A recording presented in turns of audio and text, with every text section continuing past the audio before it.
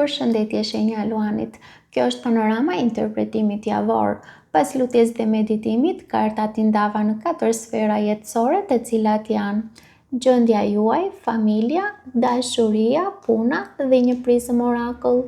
Në gjendjen tuaj personale kemi 2 monedhat, mbretëresha e monedhave, 4 monedhat, 5 kupat. Kjo javë ju gjen në një gjendje të brendshme që luhatet midis kontrollit dhe lodhjes emocionale.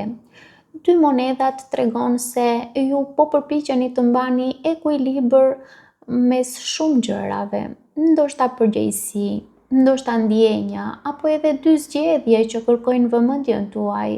Mbretëresha e monedhave flet për ju nëse ju jeni femra ose për dikën në jetën tuaj dhe tregon për një figurë të qëndrueshme ose që krijon siguri. Nëse ju jeni meshkuj, mbretëresha e monedhave nënkupton një grua në jetën tuaj që ofron stabilitet, por që emocionalisht në zemrën tuaj ka një boshllëk ose zhgënjim në lidhje me të. Pra, edhe nëse ndjenjat nuk janë të plota, lidhjen me të e mbani për arsye të tjera. Kjo grua ka peshë reale në jetën tuaj. Lidhja me të mund të jetë e fortë në aspektin praktik, por emocionalisht ka zhgënjim ose mungesë. Ndërkohë, me sa unë po shoh, ekziston potencial për një lidhje tjetër më të pastër, por ju nuk po merrni dot guximin për një vendim të shtyrë, sepse duhet të zgjidhni dhe zgjedhja kërkon sakrificë. Më pas vjen një kontrast i fortë, 4 monedhat plus 5 kupat. Kjo tregon se ju po mbaheni fort pas diçkaje që mund të jetë një situatë, një ndjenjë, një person, ose mund të jetë kjo mbretëresha e monedhave. Dhe ndërkohë që brenda jush ka një zhgënjim ose trishtim që nuk është shprehur plotësisht. Pra, ju mund të dukeni të fortë jashtë, por brenda ka një humbje që ende nuk është përpunuar. Kartat këshillojnë se ju nuk keni nevojë të mbani gjithçka vetëm, forca juaj nuk është vetëm në kontroll, por edhe në lejimin e vetes për të ndjerë dhe për të lëshuar. Kalojmë në familje. Në familje kemi perandori, rrota e fatit, mbreti i shkopinjve, gjykimi dhe drejtësia që ranë njëkohësisht së bashku. Në familje kemi një zhvillim shumë të fuqishëm. Perandori tregon një figurë autoriteti. Për disa mund të bëhet fjalë për dikë të shenjës së dashit, mund të jetë pra një person konkret, ose një strukturë në familje që kërkon rregull dhe kontroll. Rrota e fatit sjell një kthes. Diçka po ndryshon, një cikël po mbyllet dhe një tjetër po hapet. Mbreti i shkopinjve shton energji veprimi. Dikush pra, që mund të jeni ju në këtë rast, merr iniciativë, vendos drejtim. Pra, ndoshta ju vetë po merrni një rol më aktiv dhe pastaj kemi gjykimin plus drejtësia.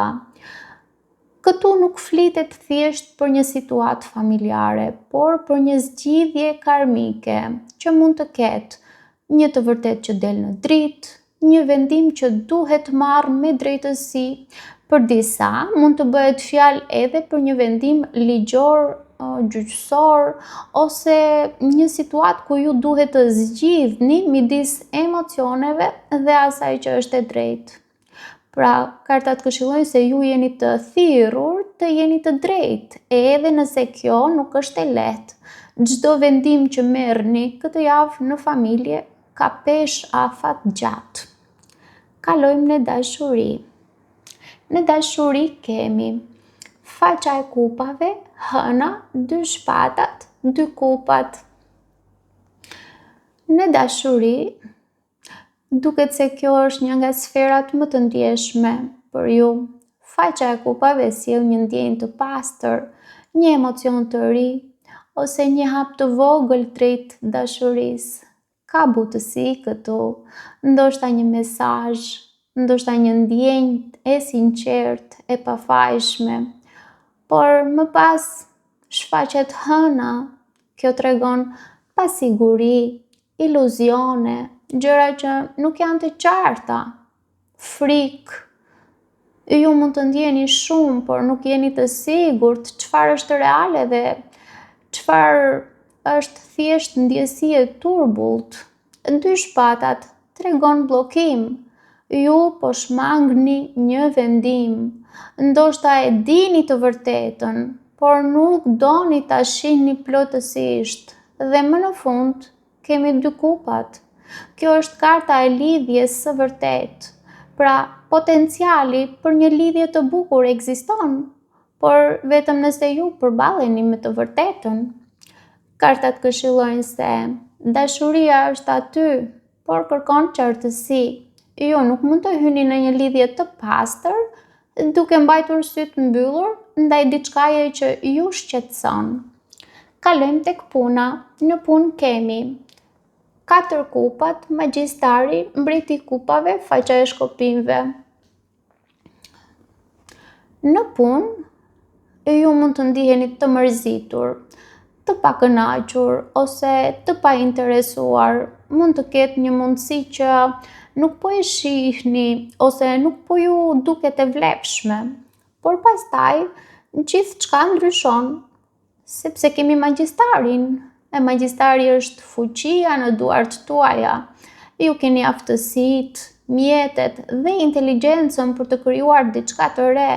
Mbreti i kupave është emocionalisht i pjekur, i qetë, i balancuar. Kjo tregon se ju po mësoni të menaxhoni emocionet në punë, pa u ndikuar nga drama. Faqa e shkopimve flet për një fillim të ri, një ide, një mundësi që sjell entuziazëm. Për disa mund të bëhet fjalë edhe për një flirt në vendin e punës. Por kartat këshillojnë të mos e lini veten të ngecë në monotoni. Ka diçka të re që po vjen dhe ju duhet ta kapni me guxim. Kalojmë në prizën Oracle, ku kemi dhimbje. Kjo kartë është thelbi i gjithë javës. Dhimbja këtu nuk është vetëm negative, është një portë transformimi. Dhimbja lidhet drejt për drejt me kartën e 5 kupave, që është humbje emocionale, me hënën, që është konfuzion në dashuri, me kartën e 2 shpatave në dashuri, që është shmangja e së vërtetës. Pra dhimbja po ju kërkon ta pranoni, ta ndjeni, ta kuptoni, sepse vetëm kështu ajo shndrohet në forcë. Pra, ju jeni në një pikë shumë të rëndësishme, po mbani shumë brenda vetes, po përballeni me të vërteta që nuk janë të lehta, po ndjeni, por edhe po hezitoni të veproni. Por brenda gjithë kësaj ka një potencial shumë të bukur. Ka potencial për një qartësi në dashuri, për një drejtësi në familje, për një fillim të ri në punë. Pra, nëse ju lini kontrollin e tepërt, përballeni me të vërtetën dhe pranoni dhimbjen si pjesë të procesit, atëherë, nëse të gjitha këto bëhen, kjo javë mund të bëhet një pikë kthimi e fuqishme për jetën tuaj. Paçim!